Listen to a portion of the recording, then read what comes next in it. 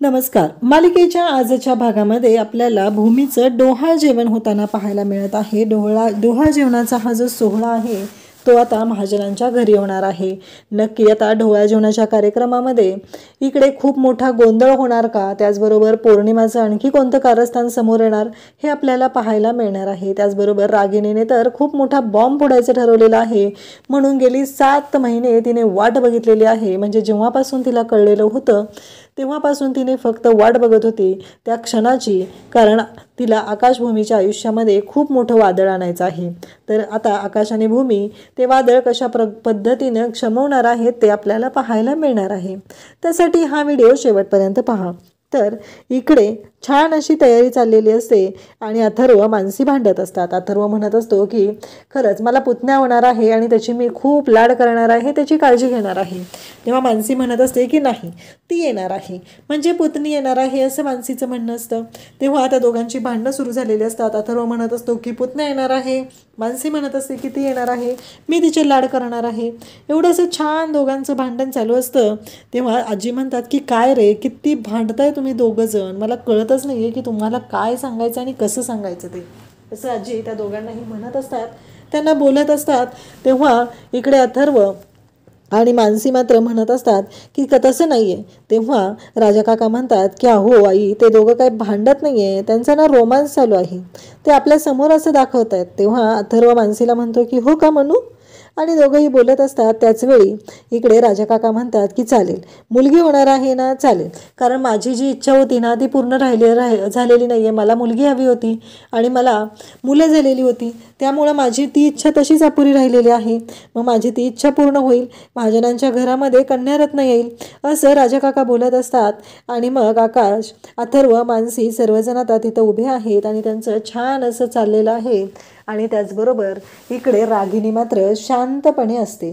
या सगळ्या गोष्टीमध्ये ती इन्व्हॉल्व होत असते, सगळ्या गोष्टी आनंदाने स्वीकारत असते, सगळ्या गोष्टींमध्ये तिथं लक्ष घालत असते. कारण तिला बॉम्ब तर फोडायचा आहे, पण कळू तर द्यायचं नाही की हा बॉम्ब तिनं फोडलेला आहे, आणि त्यासाठी तिनं हे सगळं चालू केलेलं असतं. त्याचबरोबर आपल्याला पाहायला मिळतं की अथर्व मग आजीला विचारतो की मला एक कळत नाही आहे की मला सांग ना नक्की हे डोहाळ जेवणाचं जे असतं ते कशासाठी केलं जातं. तेव्हा आजी अथर्वला सांगू लागतात की अरे तुला माहिती आहे का, हे जे डोहाळ जेवण असतं ना, 5वा महिना झाला की बाळ पूर्णपणे तयार झालेलं असतं आणि आता मग बाळाच्या पुढच्या वाढीसाठी सर्व गोष्टींची गरज असते, पोषक अन्न गरजेचं असतं. त्याचबरोबर 7व्या महिन्यापर्यंत बाळाला जे काय हवं असतं ते हौस मौस सगळं लाड, त्याला काय खायचं वगैरे असतं ते सगळं आईकडून पुरवून घेत असतं. म्हणजे बाळाला जे हवं आहे ते आई मागत असते आणि ते आपण बाळाच्या आईला देत असतो. मग 7व्या महिन्यामध्ये आता 7वा महिना महत्त्वाचा असतो, बाळ पूर्णपणे तयार झालेलं असतं. त्यानंतर बाळासाठी खूपच महत्त्वाच्या गोष्टी असतात, त्या म्हणजे बाळासाठी हे सगळं आनंदाने होणं गरजेचं असतं. त्याचबरोबर बाळाची आई सुखी असणं गरजेचं असतं आणि मग इथून पुढे बाळाला जास्त पोषक द्रव्य मिळणं गरजेचं आहे, जास्त खाणं गरजेचं आहे. म्हणून बाळाच्या आईसाठी हा सगळा सोहळा केला जातो. असं इकडे आजी अथर्व आणि मानसीला सांगत असतात. त्यांना दोघांनाही समजून सांगत असतात कशा पद्धतीने गोष्टी घडल्या पाहिजेत, हे सगळं सांगितलं जात असतं. त्याचबरोबर आपल्याला पाहायला मिळतं की अथर्व आणि मानसी दोघंही खुश झालेले आहेत, कारण महाजनांच्या घरी बाळ येणार आहे, एवढी मोठी गोष्ट घडणार आहे, एवढं छान असं सगळं चालू आहे. आणि त्याच वेळेस अथर्व, मानसी त्याचबरोबर घरातील सर्वजण बोलत असतात आणि मग भूमी कुठं आहे, आकाश कुठं आहे हे चाललेलं असतं. आणि तेव्हा इकडे अथर्व सांगत असतो की माहिती आहे का, आज भूमिताईला कोण तयार करणार आहे.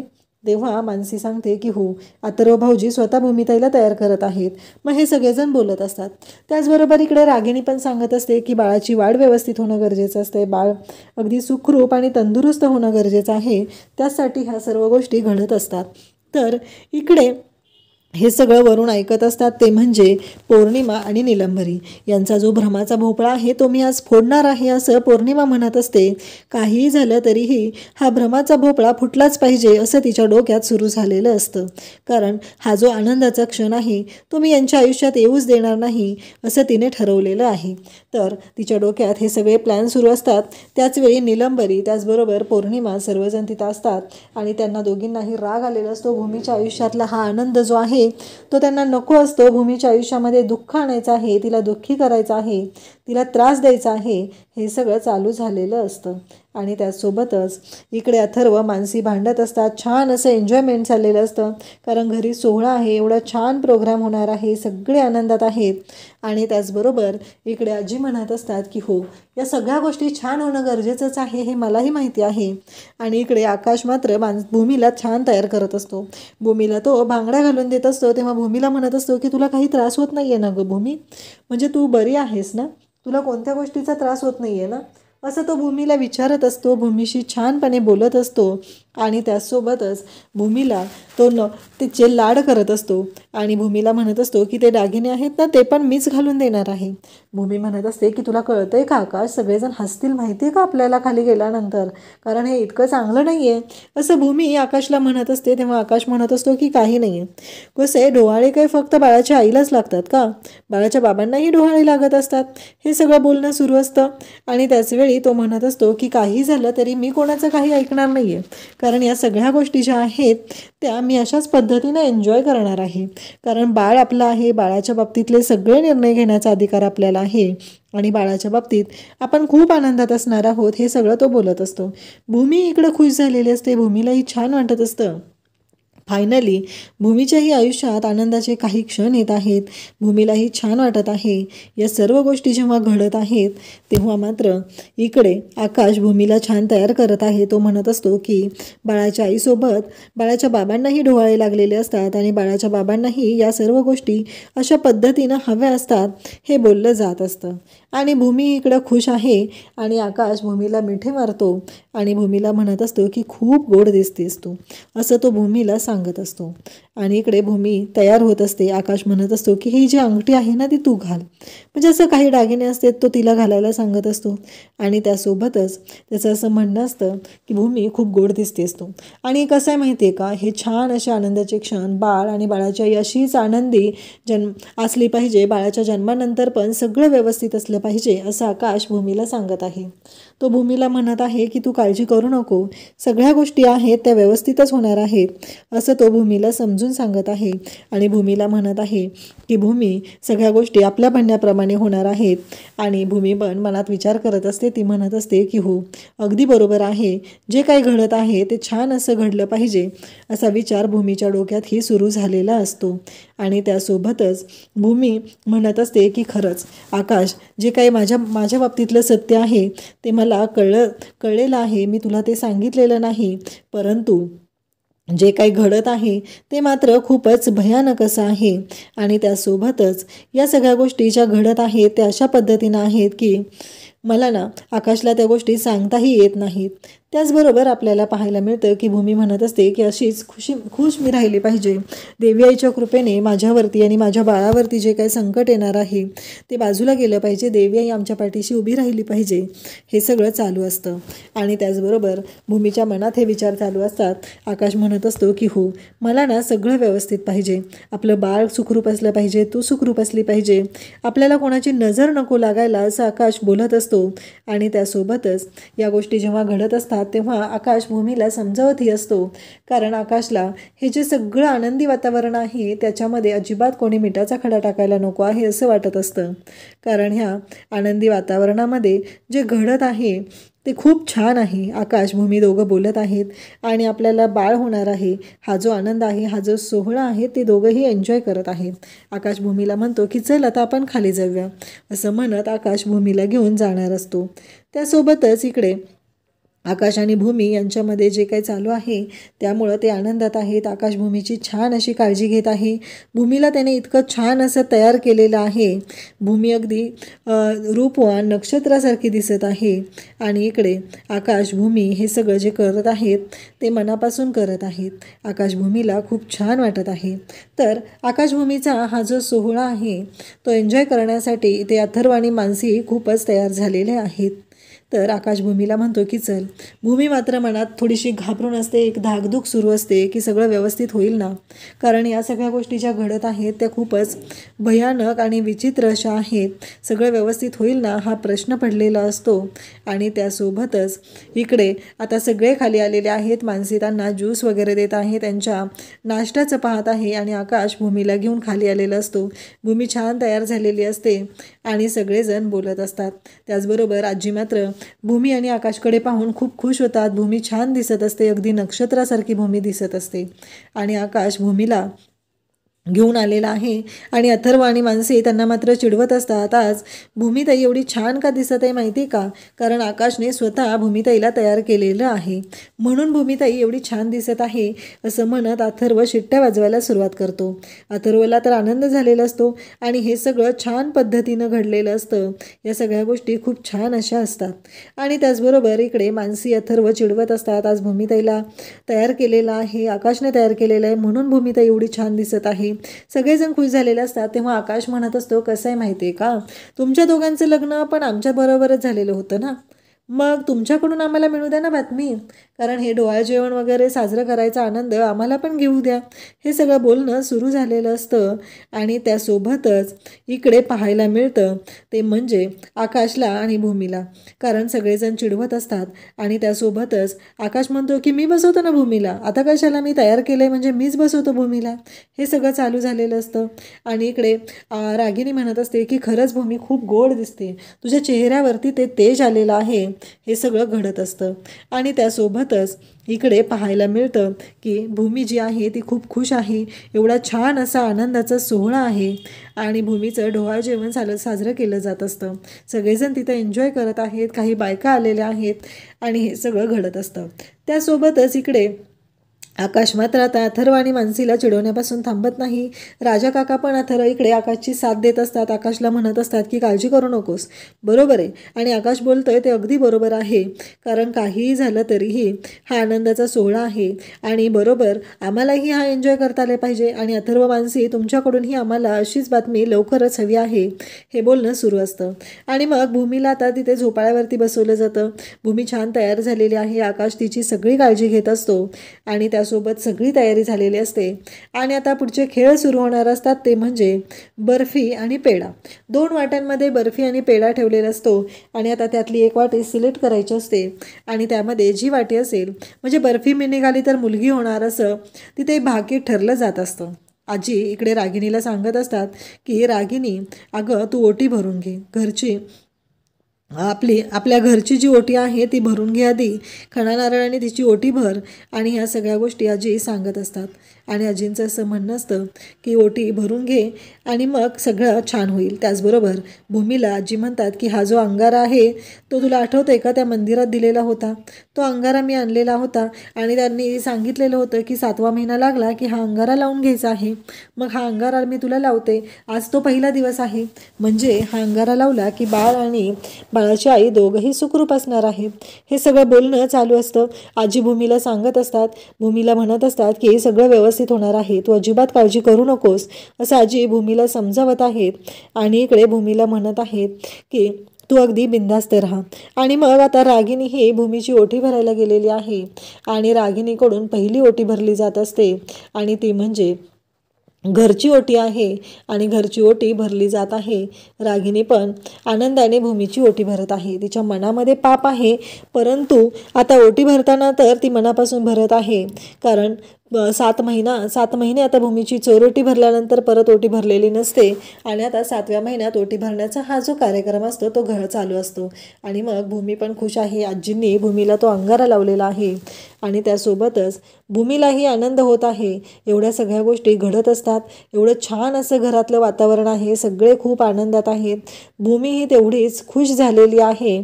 आणि मग रागिनी आता ओटी भरते. त्याच्यानंतर आता मानसी जी असते ती ओटी भरण्यासाठी जाणार असते. एवढ्या सगळ्या गोष्टी छान पद्धतीने घडत असतात आणि भूमीची अगदी फळं त्याचबरोबर खणा नारळाने ओटी भरली जात असते. आणि त्यासोबतच इकडे पाहायला मिळतं ते म्हणजे निलंबरी आणि त्याचबरोबर इकडे पौर्णिमा यांना मात्र खूप राग आलेला असतो. त्यांना या गोष्टी अजिबात पटत नसतात. त्यांना हे पटतच नसतं जे काय चाललेलं आहे. त्यावेळेस ती म्हणत असते, बघ कशी वाट लावणार आहे मी यांची, कारण काहीही झालं तरीही हे सगळं मी उधळून लावणार आहे. हातचा कार्यक्रम आहे, या कार्यक्रमामध्ये मी भूमीची वाट लावणार आहे असं पौर्णिमाने ठरवलेलं असतं.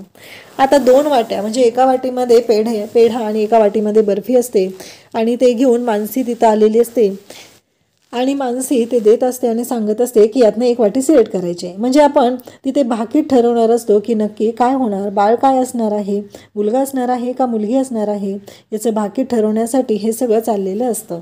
आणि मग आकाश आणि भूमीच्या समोर त्या वाट्या आणल्या जातात. आकाश आणि भूमी म्हणत असतात की कोणती वाटी उघडायची आहे, कारण मुलगी ही आकाशला हवी असते आणि भूमीला बाळ हे व्यवस्थित हवं आहे. मुलगा होऊ दे किंवा मुलगी होऊ दे असं काहीच प्रॉब्लेम नाही आहे. आणि मग आकाश म्हणत असतो की नाही, मला मुलगीच असली पाहिजे असा आकाशचा हट्ट असतो. आणि त्यासोबतच आकाश आणि भूमी आता त्या वाटीवरचं झाकण काढत असतात. त्या 2 वाट्या तिथे मानसीने आणलेल्या असतात. आजीने सांगितल्याप्रमाणे सगळी तयारी मानसीने केलेली असते आणि मानसीने त्या वाट्या तिथे आणलेल्या असतात आणि त्या वाट्यांवरचं झाकण काढलं जातं, पण त्या वाटीत काहीच निघत नाही आहे. तेव्हा इकडे भूमी म्हणते की असं कसं, वाटी रिकामीच आहे. आजींनाही धक्का बसलेला असतो, सगळ्यांना धक्का बसलेला असतो की असं कसं शक्य झालं, कारण वाटी रिकामी कशी आहे, कारण वाटी रिकामी असणं शक्यच नाही, असं सगळं बोलणं सुरू असतं. आणि तेव्हा मात्र इकडे दुसरी वाटी उघडली जाते. मग आजी पण मानसीला म्हणत असतात काय आहे. आकाश म्हणतो ठीक आहे आपण दुसरी वाटी उघडूया. मग दुसरी वाटी उघडली जाते, दुसरी वाटी पण रिकामी असते. आजी ओरडायला सुरुवात करतात, मानसी काय आहे हे सगळं, मी तुला काय सांगितलं होतं, एका वाटीत पेढा आणि दुसऱ्या वाटीत बर्फी हवी आहे आणि मग हे सगळं काय घडतंय असं आजी मानसीला विचारत असतात. तेव्हा मानसी म्हणत असते की आजी मी तुम्ही सांगितलं होतं त्या पद्धतीनंच केलंय सगळं, अगदी तुम्ही सांगितलं होतं ना तसंच मी एका वाटीत पेढा आणि एका वाटीत बर्फीच ठेवलेली होती. तेव्हा रागिनी म्हणते ठीक आहे. तेव्हा भूमी म्हणू लागते की अपशकुन झालाय, असं व्हायला नको होतं, असं तिचं म्हणणं चालू असतं. तेव्हा रागिनी म्हणत असते की शांत हो भूमी, असं काही झालेलं नाही आहे, कारण आता पुन्हा मी वाट्या बदलून आणते, काळजी करू नकोस असं इकडे रागिनी सांगत असते. आणि भूमीला मात्र टेन्शन आलेलं असतं, तिला घाम फुटलेला असतो. आणि त्याचवेळी इकडे पौर्णिमाला आठवतं जेव्हा सगळेजण घरातली तयारी करत असतात तेव्हा मानसीने त्या वाट्या आणून तिथं ठेवलेल्या असतात आणि त्या वाट्यांमध्ये बदलाबदल केलेली असते, ती म्हणजे इकडे पौर्णिमाने. आणि मग पौर्णिमाने त्या वाट्यातला पेढा आणि बर्फी काढून घेतलेली असते, पुन्हा वाट्यांवरती झाकण ठेवलेलं असतं आणि एकदा तयारी करून आणून ठेवलेली आहे तर पुन्हा चेक करायची काय गरज आहे असं म्हणत आता त्यामध्ये काहीही इकडे चेक केलेलं नसतं पौर्णिमाने. इकडे मनूने आणि त्या वाट्या जशाच्या तशा आणून तिनं ठेवलेल्या असतात आणि ज्या वाट्या तिथं आलेल्या असतात त्या पाहून मात्र सगळ्यांनाच धक्का बसलेला असतो. हे सगळं पौर्णिमाचं कारस्थान असतं, तिनं अशा पद्धतीने गोंधळ घातलेला असतो आणि या गोंधळामुळं खूप मोठी गोष्ट घडत असते. आणि त्याचबरोबर इकडे मानसी मात्र आता त्या वाट्या घेऊन आलेल्या असते, त्या ठेवलेल्या असतात. हे पौर्णिमाला आठवत असतं, तिथं 5 फळं त्याचबरोबर तो सजवलेला ट्रे, हे सगळं मानसीनं तयारी केलेली असते. आणि आता सगळ्यांच्या समोर हा सगळा गोंधळ झालेला असतो. इकडे भूमीला मात्र वाईट वाटत असतं, हे सगळं जे घडत आहे ते भयानक आहे, अशा पद्धतीनं घडायला नको आहे असं भूमीला वाटत असतं. पण ज्या गोष्टी घडत आहेत त्या तर आपण थांबवू शकत नाही, कारण पौर्णिमा नावाचं जे राक्षस त्यांच्या घरात आहे त्यामुळं ह्या गोष्टी घडतच राहणार होत्या. आणि इकडे सगळेजण असतात, सगळं घडत आहे आणि त्यासोबतच आपल्याला पाहायला मिळतं ते म्हणजे आता रागिनी म्हणते ठीक आहे मी पुन्हा जाऊन वाट्या घेऊन येते, काळजी करायची काही गरज नाही आहे, सगळं व्यवस्थित होणार आहे, कोणत्याही गोष्टीची काळजी करायची गरज नाही असं म्हणत रागिनी स्वतः जाते आणि आता दुसऱ्या वाट्या घेऊन येते. आकाश मात्र इकडे भूमीला शांत करत असतो, भूमीला म्हणत असतो की तू शांत हो, काळजी करू नको, सगळं व्यवस्थित होणार आहे आणि तू अजिबात टेन्शन घेऊ नको असं म्हणत आकाश भूमीची समजूत घालत आहे. भूमीला म्हणत आहे अजिबात विचार करायची गरज नाही, अगदी व्यवस्थित होणार आहे, सगळ्या गोष्टी छान होणार आहे, तू शांत हो असं म्हणत आकाशने भूमीला समजवलेलं आहे. आणि मग रागिनी आता पुन्हा वाट्या घेऊन येते आणि पुन्हा आता हा खेळ खेळला जाणार असतो, याच्यामध्ये पाहिलं जाणार असतं की काय असणार आहे. आणि ह्या सगळ्या गोष्टी जेव्हा घडत असतात रागिनी मात्र सगळ्या गोष्टी शांतपणे घेत असते, कारण तिला खूप मोठा बॉम्ब फोडायचा असतो, परंतु तो थोड्या वेगळ्या पद्धतीनं, कारण धक्का असा द्यायचा आहे की त्या धक्क्यातनं आकाश आणि भूमी उठलेच नाही पाहिजेत, असा सगळा रागिणीचा प्लॅन असतो. आणि इकडे रागिणी मात्र विचार करत आहे, ती म्हणत आहे की काहीही झालं तरीही आकाशभूमीला मी तेवढं व्यवस्थित आनंदात हा सोहळा एन्जॉय करूच देणार नाही, हे रागिणीने ठरवलेलं असतं. आणि रागिणीच्या प्लॅननुसार सर्व गोष्टी ती करत असते. आकाश म्हणत असतो, काळजी करू नकोस भूमी, सगळं व्यवस्थित होणार आहे, आहोत ना आम्ही सगळेजण तुझ्यासोबत, मग कशाला विचार करते, हे सगळं आकाश भूमीला सांगत असतो. पुन्हा वाटी आणली जाते. पुन्हा आता इकडे आकाश भूमीला सगळं सांगितलं जातं आणि त्यातून एक वाटी सिलेक्ट करायची असते. तेव्हा भूमीला आकाश म्हणतो की मगाशी जी आपण सिलेक्ट केलेली होती ना, तीच वाटी आपण परत बघायची आहे. आणि ती वाटी बघितली जाते. तेव्हा त्या वाटीमध्ये आकाश आणि भूमीने त्या वाटीवरचं झाकण उघडलं जातं आणि त्या क्षणी तिथं ठरतं ते म्हणजे त्याच्यामध्ये असते बर्फी. आणि मग आकाश आणि भूमी दोघंही खुश होतात, कारण महाजनांच्या घरी लक्ष्मी येणार आहे, लक्ष्मीचं आगमन होणार आहे, ही गोष्ट आता फायनल झालेली असते. आकाश भूमी दोघंही खुश असतात आणि आकाश मग त्यातली बर्फी जी आहे ती भूमीला भरवतो आणि भूमीला खुश करतो. आणि त्याचबरोबर इकडे भूमी पण आकाशला ती बर्फी जी आहे ती भरवते. म्हणजे दोघांनीही एकमेकांचं तोंड गोड केलेलं आहे. आणि त्याचबरोबर या सर्व गोष्टी ज्या घडत असतात त्यामुळं आता पुन्हा आनंदाचं वातावरण निर्माण झालेलं असतं. या सर्व गोष्टी आनंदाने चालू असतात, पण पौर्णिमाने मात्र राडा करायचा ठरवलेलाच असतो. आणि त्यामुळं पौर्णिमा म्हणत असते की नाही, सगळ्या बायका खेळत असतात, फुगड्या चालू असतात आणि इकडे भूमी मात्र खूप खुश असते, हे सगळं एन्जॉय करत असते. आणि पौर्णिमा तिथं जाते आणि सगळं विस्कटायला सुरुवात करते. त्या क्षणी रागिणी तिथं जाते, पौर्णिमाच्या खानदेशी कानाखाली वाजवते आणि तिला शांत करते आणि तिला म्हणत असते की शांत हो. आणि हे पौर्णिमाचं जे सगळं चाललेलं नाटक असतं, हे पौर्णिमाचं नाटक रागिणी थांबवते. आकाश मात्र जोरात किंचाळतो, कारण भूमीला त्रास होऊ लागलेला असतो. भूमीला या सगळ्या गोष्टींचा खूप त्रास होत असतो.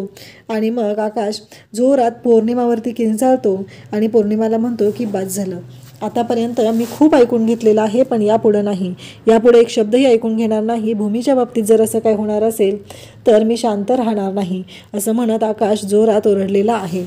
आणि त्यासोबतच इकडे आता आपल्याला पाहायला मिळतं की इकडे रागिणीने तिची फाईल आहे ती वरती ठेवलेली आहे आणि त्या फाईलमधले डॉक्युमेंट्स आकाशच्या हाती लागावी अशी ठेवलेली आहेत. आणि रागिणीने पौर्णिमा आणि निलंबरीला सांगितलेलं आहे, लवकरच तुम्हाला आनंदाचा धक्का मिळणार आहे, खूप आनंद साजरा करायला मिळणार आहे, पण त्यांना त्रास देण्यासाठी काही पेशन्स हवे आहे, ते पेशन्स ठेवा, तरच तुम्हाला तो आनंद मिळणार आहे, असं रागिणी सांगत आहे. आणि तेवढ्यातच आकाश ती फाईल घेऊन खाली आलेला आहे आणि आकाश म्हणतो की किती दिवस लपवणार होतीस भूमी, अजून किती दिवस आम्हाला सांगणार नव्हतीस, असं म्हणत आकाश जाब विचारत आहे.